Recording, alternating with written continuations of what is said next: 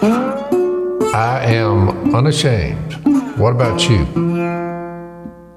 Well, welcome back to the Unashamed Podcast. It's Friday. We're doing our Unashamed with Hillsdale. It's a free course. We're doing the C.S. Lewis course right now. You guys can join up for free at unashamedforhillsdale.com. We just got out of Valentine's Day. Do you guys have traditions? I mean, what do y'all do? Are y'all like the romantic types or what? I'd love to hear kind of how you guys operate during this season of love. I think I first want to hear from you, Zach. Are you, what's your thoughts on Valentine's Day? I think I'm a hopeless romantic, but Jill would probably say no, that I'm not really good at the remembering special occasions. Alan, you know, that's like that's a curse of the family. That's not necessarily my fault, but that may be some kind of genetics. I don't know what you think. Well, yeah, I mean, my wing for sure, very little is done, but I'm very different from everybody else in my wing, so I've always been the weird one. So I've always made a big deal about it. In fact, when my girls were little, I would always do a big thing, not just for Lisa, but for her and the girls. And so it was like, you know, in that sense, they were my sweethearts, you know. So I would always like get decorations. I would cook or like go pick up food and stuff like that. And I would just make a big deal about not just serving Lisa, but the girls. So my girls always remember that, which I told both their husbands. I was like, you know, I've set the bar high. So we'll see. Of course, you know, Jay Stone, you know, he's not going for the bar, you know. But lucky for him, Nan doesn't really care about it anyway. Yeah. So he probably doesn't. It's no big deal.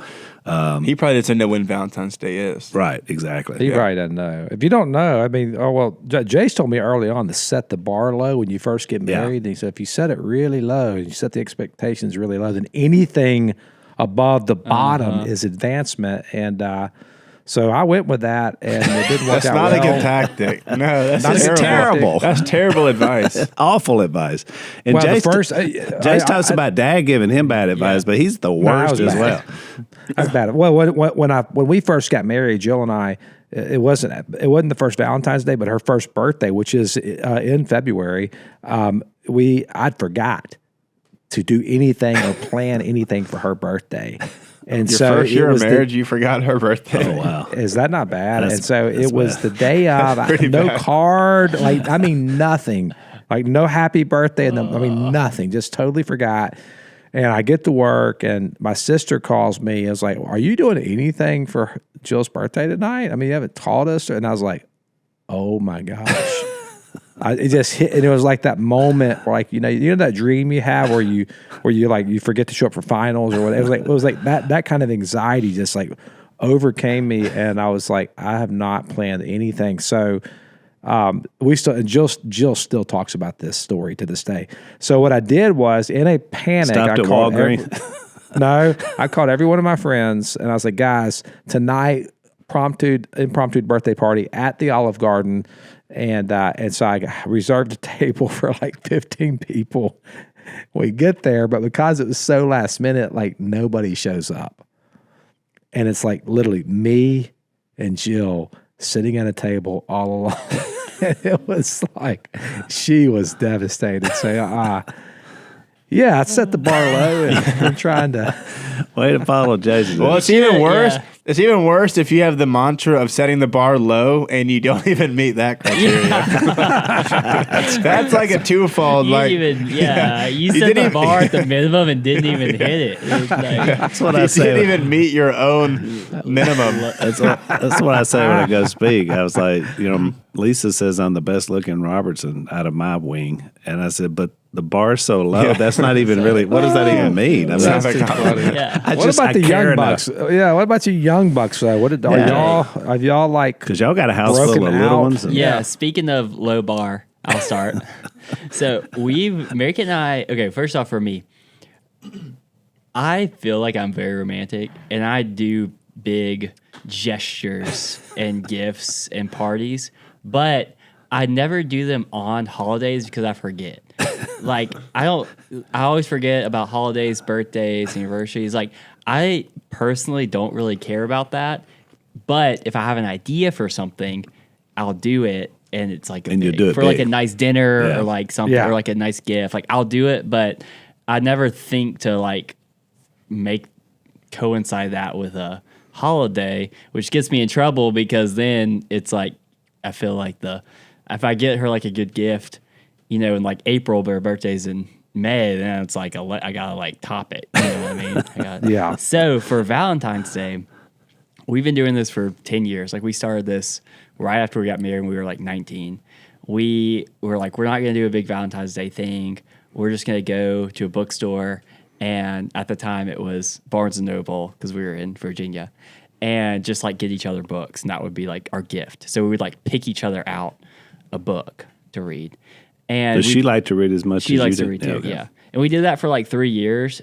And so the last 7 has been just us buying ourselves books. We're just like Just bypass the romance. Yeah, I the like first that, couple though. of years we would like wander around together, talk about Hold books, hands. hold It was hands, romantic. and then it was like we just go our separate ways to our thing and just buy books. And now you're just reading in separate And now- rooms, but, yeah. but doing it in love. So that's our Valentine's.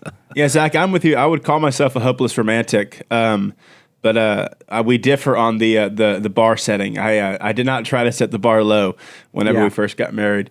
Yeah, for me, I'm a big gifts guy. Whether it's Valentine's Day, birthday, Christmas, I always try to go over the top. But for Valentine's Day, it might not seem that romantic, but I love just going to like CVS and just buying every random Valentine knickknack in the whole section that I can find that I think she would like. So sometimes it'll be like a couple $100 of just random assortments of junk. teddy bear and flowers and balloons, and so that's kind of the thing. Does she like it? I mean, she does like it. Yeah, no, she loves it. Okay. It's sweet. Yeah, so Well, I've learned to be better, but I still struggle with so this is the problem of pain, I think, that C.S. Lewis was talking about, which is Good segue there, Zach. That's a great it's a segue. How do you deal with the problem of pain that when suffering whenever you've forgotten your wife's birthday or her? well, the problem for you is that C.S. Lewis said pain was intellectual suffering, and for you, it might have been a little more physical and Emotional. That's true. That's true. That's true. Well, we are back in. And by the way, if you guys are joining us for the first time, you need to go back and listen to all these lectures. They've been excellent. We're in lecture number 6 today on C.S. Lewis on Christianity. That's the course we're taking with Hillsdale. We do this every Friday. The courses are free. I've really thoroughly enjoyed this actual course. It's been extremely well done. I thought the content has been amazing. And so now we're into 2 of I'll say this: Problem of Pain and Grief Observed. Those are the 2 books that we're talking about today. Problem of Pain, I read this years ago, and I have to agree with Dr. Ward that it was a hard book for me it wasn't C.S. Lewis's best work in my opinion either, which he said that in the podcast, or in the episode, which I kind of appreciated. But but it does deal with probably one of the most common objections to faith in God is this idea: why do bad things happen if God is all powerful and all benevolent? I don't know if you guys have ever struggled with that. I think it's probably the number one complaint or the number one issue that people face when trying to come to faith in Christ. No doubt. And I think all my years as a pastor, you walk alongside people in their worst times, whether it's some loss of someone, devastating news about health, children lost. I mean, just terrible, terrible things. And so, I thought the same thing. Obviously, Lewis was going at it, with an intellectual bent, and said that. I mean, he was proving an argument.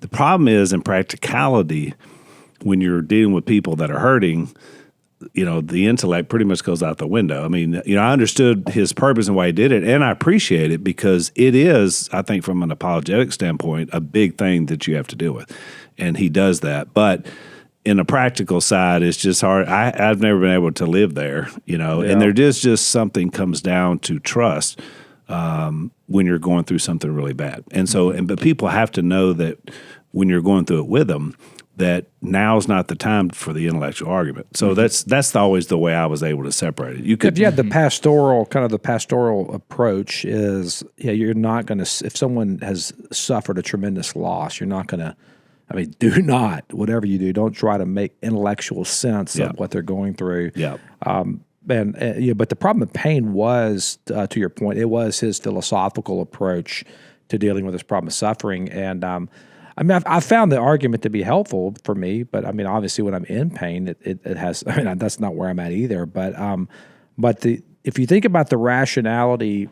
I think it's a fair criticism. I don't think that we should shame people even in having the question, because if you think about the dilemma that you have with this problem of pain, you could present it this way, which is kind of how Lewis presents it, and I think it's helpful, is that we're told the Christian God is all-powerful, that he can do whatever he wants, anytime he wants. There's no limit to his power.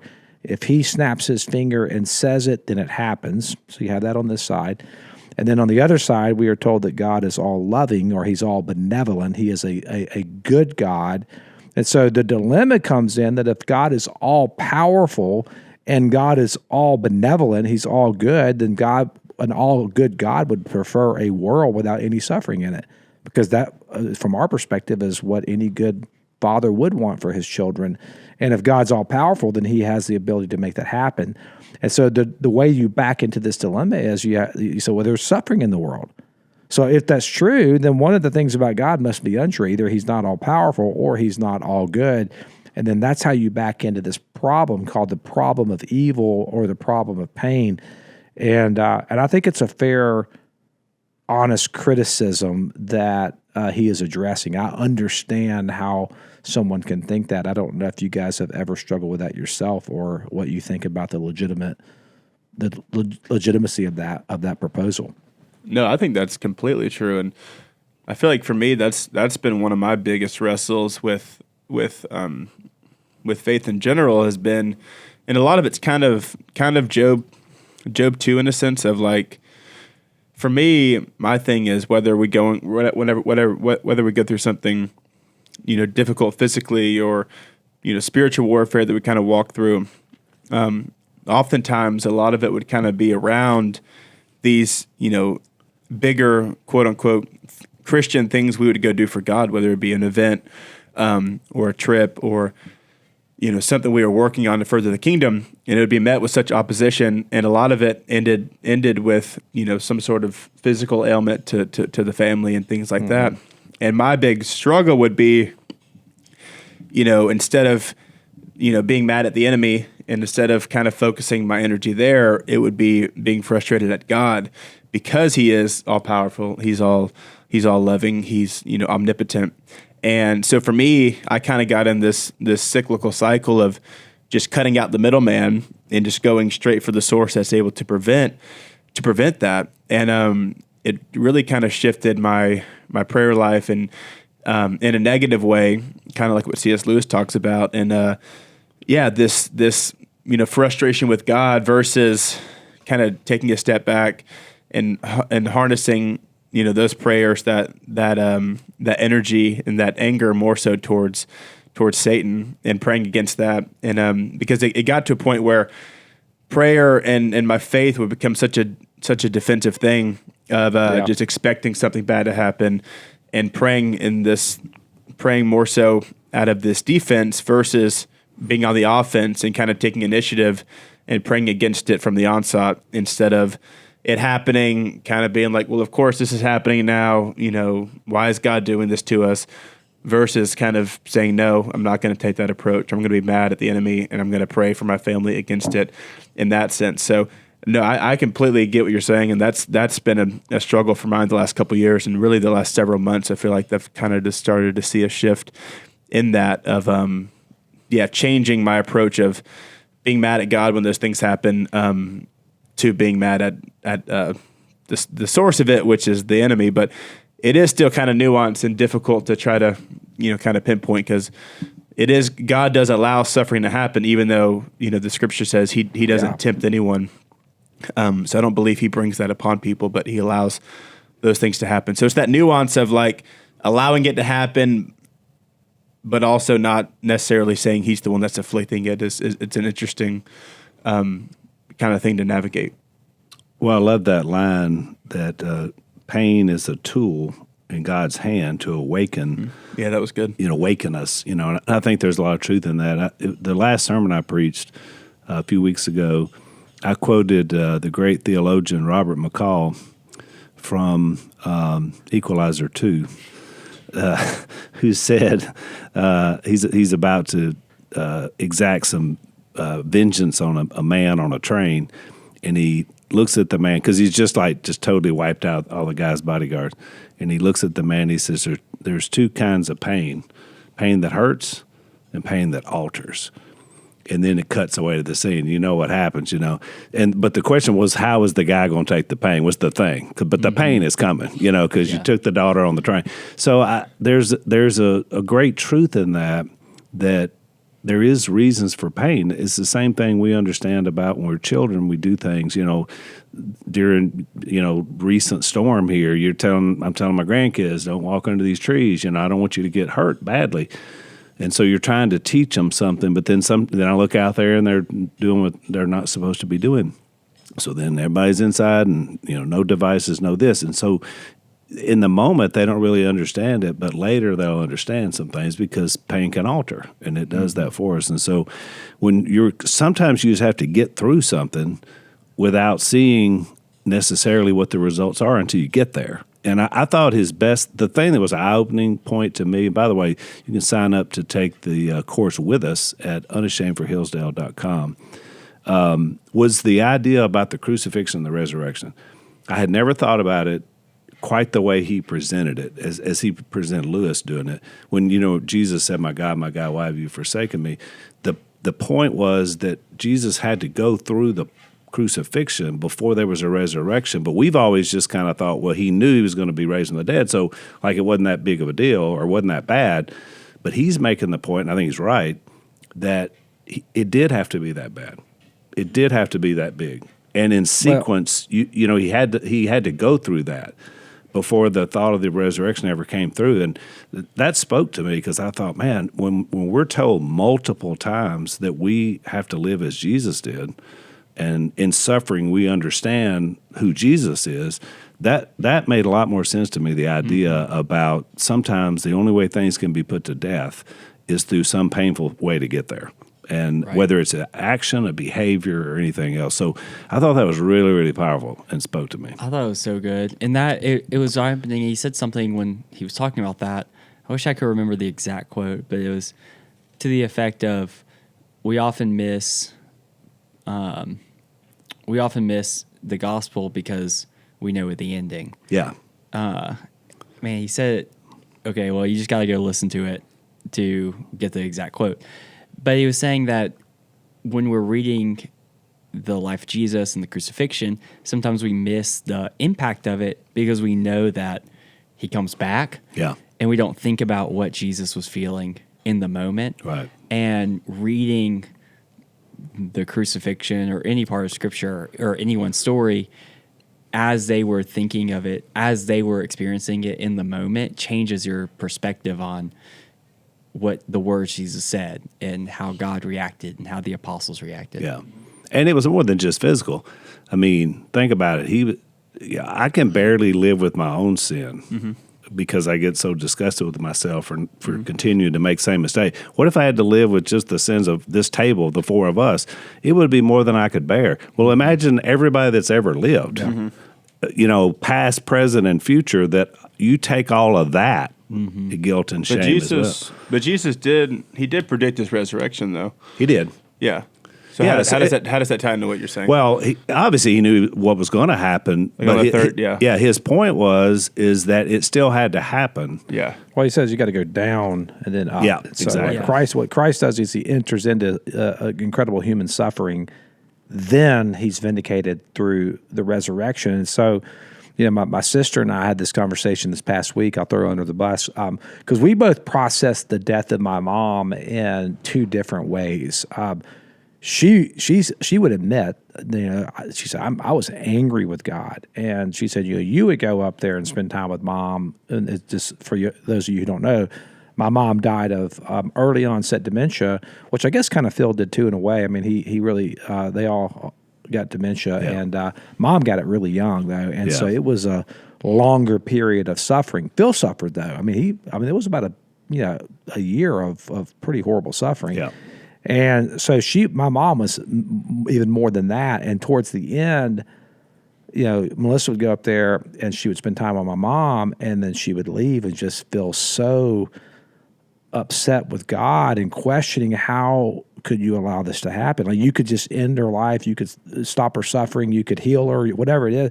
And then that didn't happen, and she just continued to decay over time. And it was a very, very painful, sad death, to the point that when my mom died, the next morning was probably, if you said, Zach, I want you to rank the most peaceful moments in your life, for me, one of those moments was the day after my mom died, because the suffering was so horrible that when it was over, I was like, thank you, God, that that's over. And we were actually rejoicing that she had died, which tells you right there how bad the suffering was. My sister didn't interpret it that way, and we've worked through a lot of this together. And I think for me, and I don't know when this happened, but for me, I did come to some kind of realization that there's that passage in Ecclesiastes that's 3 that says that God has put eternity in the hearts of men. And then there's another passage in the psalmist says in Psalm 90, teach us, Lord, to number our days. And I think you take those ideas together, and what pain does, I think of what Lewis was talking about, is pain actually has a way of like waking us up. He would say, waking us up to the reality that we're not sovereign, waking us up to the fact that we're fallible creatures, waking us up to the fact that we're not actually as autonomous as we might think we are, waking us up to the fact that we don't control things like we think we do. You guys, and I just went through an incredible storm down there last month, and I mean, how long did it take to get power, John Luke? 10 days for me. Yeah. 10 days. You think about you, and what's funny about y'all's situation, we kind of joked about it, because Al, you had you were the Christian, you guys we both had y'all both had Generacs. Yeah, these two guys right here. We were the only two out of 40 people in our whole neighborhood. Yeah. Well, the first night, did yours work the very first night? Well, I never got it set up. Yeah. So I was having to So call the people. the very next first day. night I walked out, because Christians wasn't up yet at the night it went down, and I looked, and I'm standing on the porch of my double wide trailer, looking out amongst in the your row with a glass of hot yeah. chocolate. After the storm, all the trees are down. I'm shivering in my house. I can see Al's Christmas lights on in this trailer. So I walk He's out. got spotlights. I he's got walk the out dryer on. from the porch of my double wide, and I'm looking at all these beautiful homes of my family surrounding me, and I thought, well, it's like Vegas, it's just with the light on the hill. Well, the funny part about the funniest part about that story is and it serves a purpose here for the analogy, is that your I guess your granddad Johnny Howard, who lives right next to you guys, my next door neighbor, yeah, and yeah. So that was Willie's there, Willie and Corey. So everybody's like in the neighborhood. And a few years ago, when the hurricane hit, they kept power because all the lines are buried, and the substation is literally like right next to your neighborhood, like right next. So your granddad sends out a text that, hey, for all, I mean, it wasn't quite this like, but it kind of was like, if you're reading through the lines, like, for all you schmoes that are going to lose power, we got you covered over here because we got buried lines. Come over here to start Vegas, Yeah, come over here, boys, and we're going to be partying it up. We're going to have plenty of heat. And guess what happened? The storm came, and he realized in the moment he was not as prepared as he thought he was. He was not as in control, and Willie too. And even you guys, I mean, like your systems could fail. Like everything that you think that you have that's going to protect you, that's going to sustain you, it's in the moments of pain that you get this glimpse of reality. Like, oh my gosh! But Zach, another analogy to what because that's such a smart point. Another analogy to that is all storms are different because we went through a hurricane, which is when I bought my generator, because I was like, I don't want to go another week without having a generator, to generate power to my house. And so during that storm, Johnny and Willie and all that, none of them lost power because as you described. But this storm was different. This storm, they cut all the power because there was so much damage. It was too dangerous for fires, electrocution. So they cut everything because this one was coming from the sky and, all these broken trees. So all storms are different. You can't, in as much as you think you're prepared, the storm may get you in a different way. I mean, there was a house just around the corner from us, because most of us avoided major damage on our homes. But I mean, they had 2 trees and it just demolished and destroyed their house. And they had just got it all fixed up. They'd been living in it 6 months, and I felt so bad for them. Well, this storm obviously affected them in a completely different way of us, just staying warm or whatever. Or a friend of ours who got, maybe paralyzed, going forward because of the storm, because he was out and got hit by trees. So, all storms are different. And I think in the reaction to those, it speaks to us in different ways, and I really think they didn't go into this on the course this much, but I think a picture you can see of this is Jesus' actual 3 years of doing ministry, because he had power and he healed people, but he didn't heal everybody, And I mean, like sometimes somebody would ask, sometimes they wouldn't, sometimes he would just do something to prove a point. And he even said when he saw poor people, he said, "Well, I didn't come just to make everybody rich in the sense of the world. The poor you'll always have," he said. Well, again, that doesn't sound like a loving, benevolent God.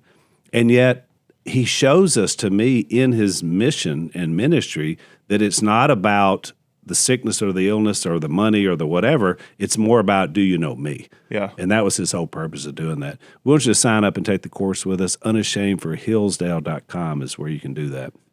Yeah, I love the fact that Lewis was greatly influenced by George MacDonald, who wrote Princess and the Goblin, and actually when I was at the Kilns and then went to the grave of C.S. Lewis, I ironically ran into a guy that was doing an animation project on the Princess and the Goblin.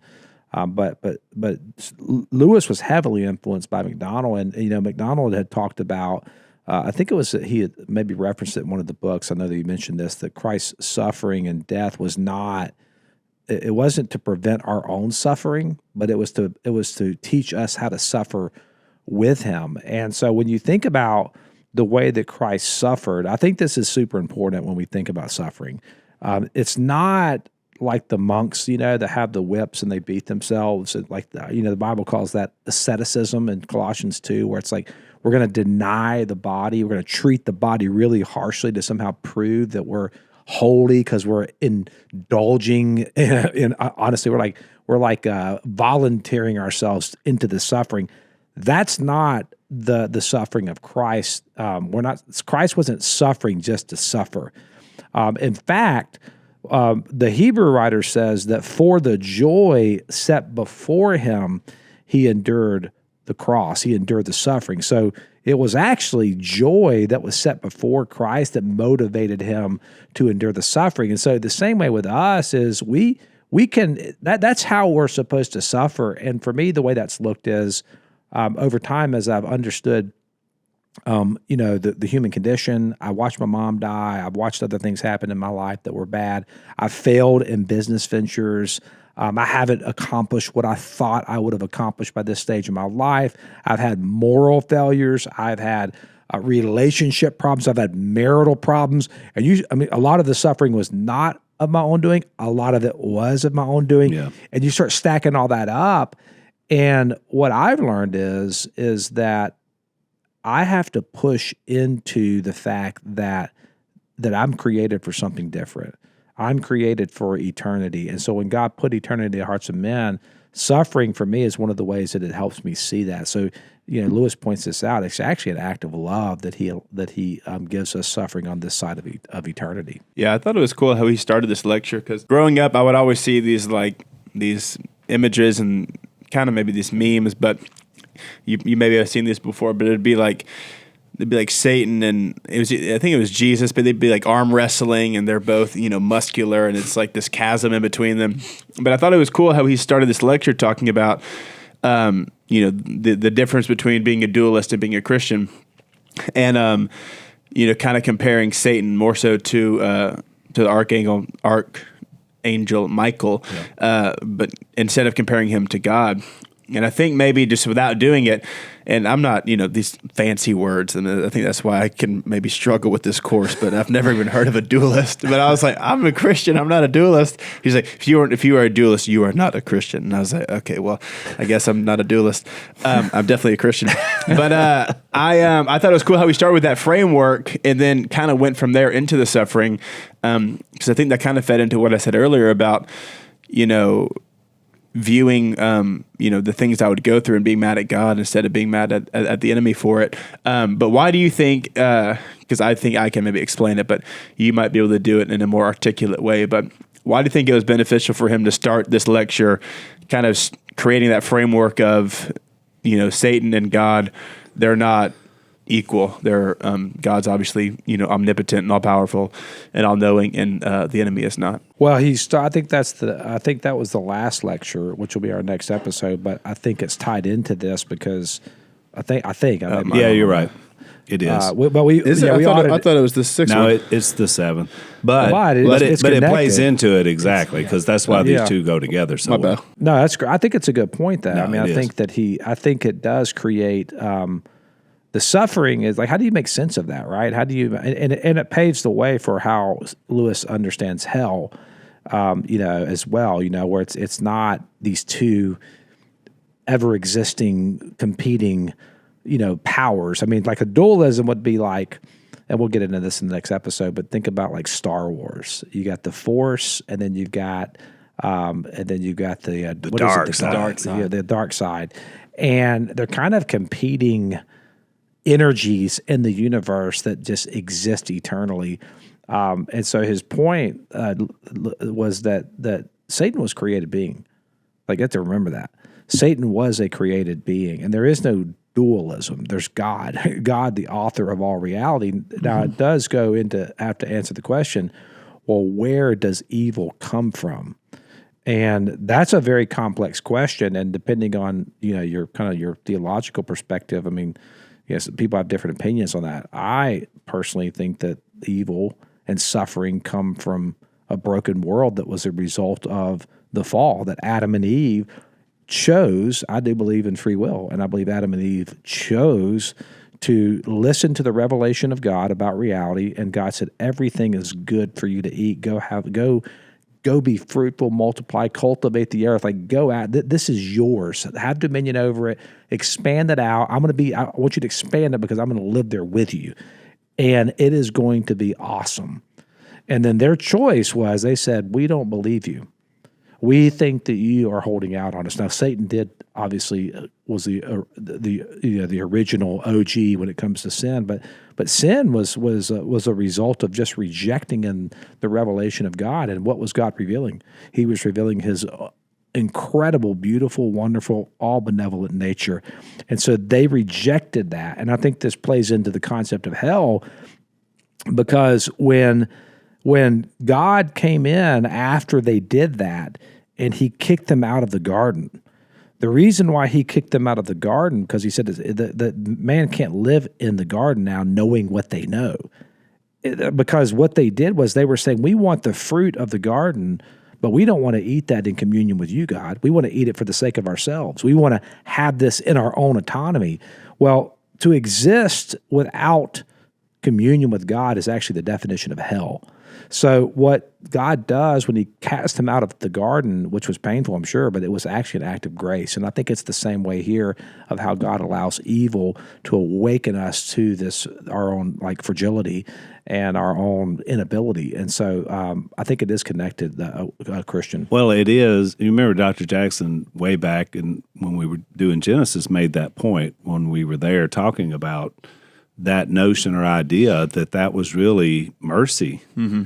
But it didn't feel like mercy in the moment to them, and that does describe. But it is a really good point to understand that we inherited the evil one. In other words, we hadn't been created yet, and he had been, and so we don't exactly know what happens. You can sort of piece together through Scripture that there was some sort of rebellion in the angelic forces, and he seemed to be at the head of that. So they had free will choice as well in heaven, other created beings. And so then we inherited him. I mean, he just came with the planet, because we don't know why, and other than he's here.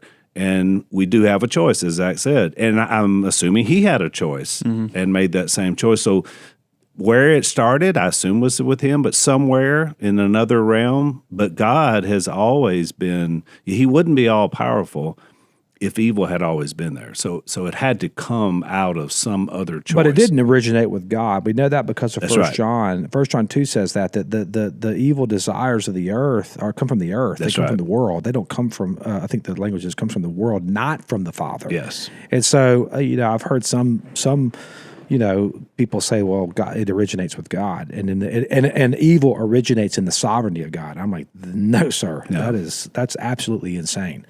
No. God is not evil. Evil does not originate with God, period. Evil originates with Satan, with us, with those who would reject God's provision and his promise. And so when you think about sin is not a violation of some arbitrary commandment that God gave us to prove our loyalty to him. Sin is to reject in the revelation it's to reject God's revelation, and ultimately it's to turn our God-given dominion over to the creation. Think about Romans 1. It's to serve the creation rather than to rule the creation. It's to let the things that we're supposed to have dominion over us. That's what sin is. It's a lot more. It's not as like random as like we would make it seem. It really is an application of what God's given us to do. And so that is how suffering enters the world and how it entered the world. And then it's also linked to creation itself, because Romans 8 says that the creation itself is groaning. It's wanting to be liberated from its bondage to decay. So when somebody dies, that's actually a law of the universe. It's called the second law of thermodynamics, that things are decaying over time. My body is breaking down. That's a result of the sinful world. God's going to redeem that one day, though. He's going to get rid of entropy. The creation itself will be liberated from its bondage to decay. Our bodies will be liberated from their bondage to decay. We're going to have a resurrected body. But meanwhile, as this is playing out, God is allowing this to happen so that he can draw us into the ultimate reality, which is his inner life. We want you to sign up and take the course with us at Hillsdale. It's unashamedforhillsdale.com is where you go. You remember I jotted down, because you don't always just get so much of the course. I mean, you have to pay such close attention because, like you said, we're using some big words. But he had 3 simple lessons which really spoke to me. And this is something I'll definitely preach at some point from the problem of pain. And it was to show bad men where they're wrong was one of them. And that's the choice, right? And the idea is you somehow have to know. And a lot of times you don't get there until you suffer a lot of pain. Your dad's case, from if you watch The Blind, he had to get to a place of pain to realize where he was to then reach out to God. Second thing was show all people that we need God. And that's kind of that bigger than yourself thing. When you get devastating news, you realize I'm not big enough to handle this. I need something bigger than me. And then the third one was to show all people to choose good for its own sake. And I thought that was a rich thought as well, because look, I mean, sin is never an advantage. It only hurts, and you learn from a lot of pain, but sin only hurts. I mean, sin denies, sin destroys, and so it's not an advantage to sin. So the more good choices you make, the better you're going to be, and just in a general sense, and the better off everyone's going to be around you. Mm-hmm. And so I do think there's a lot to learn from those concepts in terms of how pain kind of shapes us. Yeah, I thought this was so interesting in comparing the problem of pain to a grief observed, being that experience of pain from the outside versus experiencing pain from the inside. Yeah, you see Lewis exploring pain on the philosophical level, coming up with these systems and these lists of like, here's what pain is, here's why we do it, here's all the things. But then when he experiences the worst pain in his life in losing his wife, he just throws it out the window and starts over basically, and exploring like why is there evil? Why is there cancer? And going through all of those different thoughts and all the anger all over again towards God.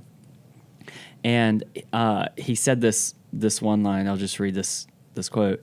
One may think that a Christian should not think such thoughts, but Lewis would argue that he is only doing what Job does in the book of Job, setting forth his complaints before God, showing God what was actually in his heart rather than what ought to be in his heart. Yeah, that's good. And just the thought of, like, there are hard facts in the world, and pain is one of them.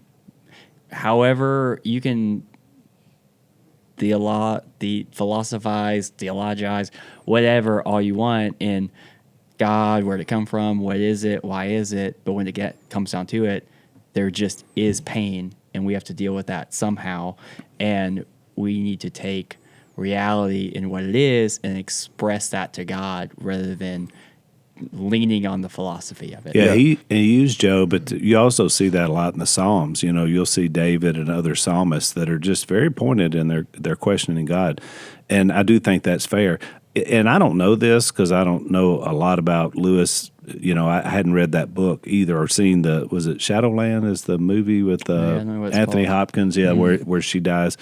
But I'm just guessing that, you know, this man spent his whole life first an atheist, you know, then I guess sort of an agnostic, and then becomes a Christian, a believer, impacts millions of people, writes these books that a lot of people, you know, love, and they even probably have loved him more after he was gone. Mm-hmm. And then he waits till later in life to really explore a relationship with someone, and he gets married, and only 3 years. I mean, it's like, so I totally can understand why it would be so devastating to him. Like, he was expecting probably to have, you know, a few decades at the end of his life with this woman, after he had kind of put all that on hold in his life, probably thinking he would never do it, you know, because they were, you know, like, what was it, late 50s or something. Yeah. So I understand even why that would be so hard for him, you know, as a person. And Zach, you mentioned your mom. I mean, your mom was one of the most spiritually dynamic people I've ever known. And, you know, was personally responsible for my dad coming to Christ because, you know, she didn't give up on him and made sure that, you know, Jesus was there when he was ready to look for him. And so, and she knew more Bible than anybody I've ever known. I mean, and loved teaching it. And so to watch that at the end, it was hard for me too. I was just like, oh God, I mean, why take everything, you know, and just leave this husk? And so I get it. And even though I know God and I know Jan is where she wants to be and will be in the resurrection, at the same time, that is, like he said, like Lewis said, pain is utterly painful. Mm-hmm. Well, let's end with this quote here. He says, pain insists upon being attended to. God whispers to us in our pleasures, speaks to in our conscience, but shouts in our pain. It's his megaphone aroused to a deaf world. The creature's illusion of self-sufficiency must, for the creature's sake, be shattered. And by trouble or fear of trouble on earth, by crude fear of eternal flames, God shatters it. And this illusion of self-sufficiency may be the strongest in some very honest, kindly, and temperament people, and on such people, therefore, misfortune must fall.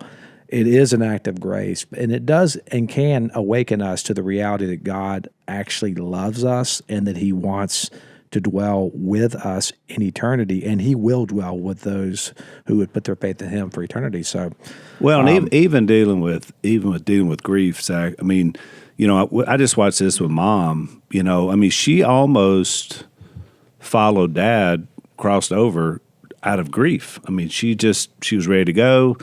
She was sick, so she didn't feel well. And so she just was looking at me, Willie, straight in the eye and just saying, I want to die. I'm ready to die. Why will God not take me? And I was like, Mama, you know, I don't know. I mean, you know, you might, but, you know, I'm trying to like give this, I'm talking to my own mom. Yeah. And finally I was like, Mom, I really think part of this is you're just really grieving right now. And you have to grieve. And so when that grief is over, you'll either get better or you won't. We know where you're going. We know what life is about. And then it was amazing. Something amazing happened. Not because of my words, but I'm saying she just like Lewis. What did he say? One day he just woke up and he was not as heavy-hearted as he was the day before. And I looked at Mom, and she got past this last UTI, and she started feeling better. All of a sudden, she was happy, and she was excited about us visiting her. And she's in the same place Dad was when he died. And I'm thinking she's never getting out of here. I mean, totally honest. And now she's got her own house. She's back living, you know, and the Almighty didn't take her, but she's not grieving like she was, but she had to. And so I think it was interesting for Lewis, you're right, John Lee, with all of his philosophical and all of his, intellectual approaches, he just had to grieve in the moment to really understand. I mean, it became very real to him in that moment. Well, I thought this was kind of a funny comment when he said that when C.S. Lewis was grieving, people were giving him a grief observed and saying, this will help you, because he wrote it under a different name. And they weren't giving him the problem of pain.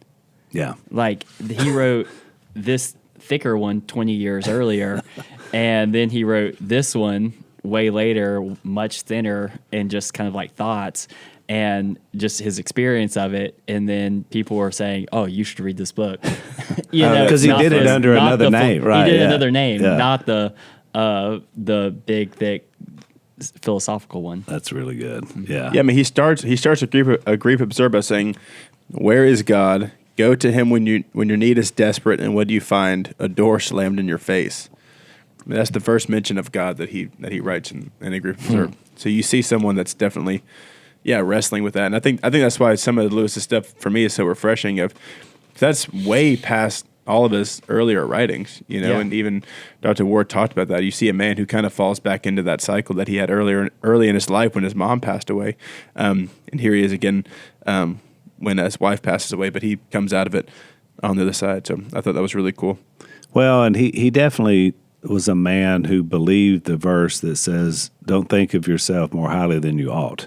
Yeah. Because, which we'll talk about in the next lecture, but he's never the hero in his own story. If he does it personally, it's going to be the faulty guy. Yeah. The guy who makes the mistakes. And that's really the way we should all approach it, right? I mean, we should be the sort of men and women that don't think that we got it all going on. We recognize in our own desperation and difficulty, and so that's the way you want it to come across. And sometimes that's hard when you're leading other people because they expect you to be above something, and you're like, no, none of us are above anything. We're on our knees. We're serving. We go through pain like everybody else does as well. So, Zach, any the last thoughts before you wrap us up? Yeah, I think that at the end of the day, I think about 1 John chapter 4, that God is love. And I think that when you think about the origins of pain, the origins of evil, it actually comes from the fact that God is a relational God. And He has created us with relational capacity. And to be in relationship does mean that we have a choice and that we can choose to reject His advancements. And when we do, that is the essence of what evil is. And so the fact that evil exists in a weird, strange way ends up backing us right back into the truth of 1 John 4:8 and 1 John 4:10, that God is love. So I hope you can find encouragement in that. That's good. So if you guys want to check this out with us and take these courses with us, you can go to unashamedforhillsdale.com. We're taking the C.S. Lewis on Christianity course. And next week, look, I'm excited about this because we're going to be in a conversation on heaven and hell. And probably the two favorite books that Lewis wrote for me are the Screwtape Letters, which everybody's heard about that one, and then The Great Divorce. I love both of these books. These are in my top three famous and favorite C.S. Lewis books. We're going to hit those next week. We're going to hit a big topic, heaven and hell. So look forward to you guys joining us again on the next Unashamed for Hillsdale on Friday. What's the other one in your top three? The Weight of Glory. I thought you were going to say Mere Christianity. No, I like that one, but it's meh. Overrated. No, I'm kidding. It's amazing. That's the clip. Mere Christianity, overrated. Join us every Friday for Unashamed Academy powered by Hillsdale College. Make sure to go to unashamedforhillsdale.com and sign up. It's no cost to you. That's unashamedforhillsdale.com. And don't miss an episode of the Unashamed podcast by subscribing on YouTube. And be sure to click the little bell and choose all notifications to watch every episode.